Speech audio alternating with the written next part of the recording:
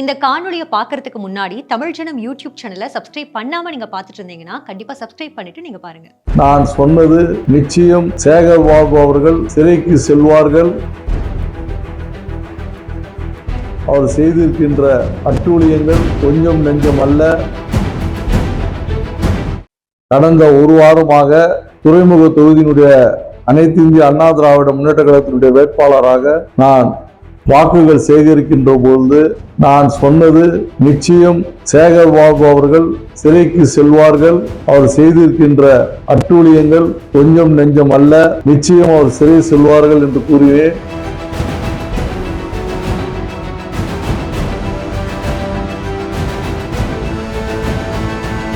இன்று காலை பார்த்தால் அவருடைய உறவினருடைய வீட்டில் ஐடி ரேட் டாட்டா இருக்கிறது. என்னை பொறுத்தவரை இது தொடக்கம். மிக விரைவில் இன்னும் பல அதிர்ச்சிகரமான செய்திகள் எல்லாம் நமக்கு கிடைக்கும் என்று நம்புகிறேன்.